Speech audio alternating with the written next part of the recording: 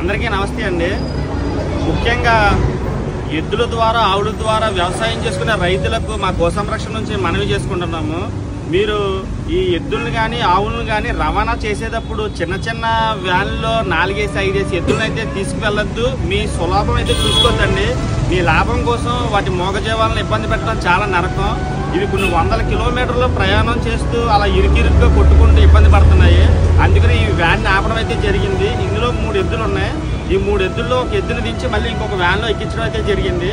దయచేసి రైతులందరూ అర్థం చేసుకోవాల్సిందిగా కోరుతున్నాము. వీటిని కూడా సురక్షితంగా సంరక్షణగా తీసుకెళ్తేనే మనకు కూడా మంచిదని చెప్పి కోరుకున్నాం. జై హింద్.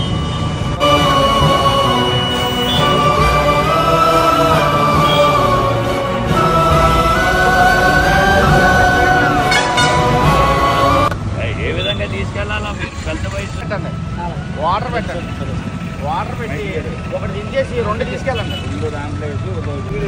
అదే అన్న మనోడితో అది కాదు. మీరు ఒక వ్యాన్ పురమాయించండి. అమ్మింది మీరు పట్టుకెళ్తారు. మనోడు మన లోకల్ కాదు కాబట్టి, మీరు లోకల్ కాబట్టి ఒక వ్యాన్ పురమాయించి ఆవుని తీసుకెళ్ళి ఇంకో 2 ఆవులు ఇందులో తీసుకెళ్ళండి, ఇంకో ఆవు ఇందులో తీసుకెళ్ళండి.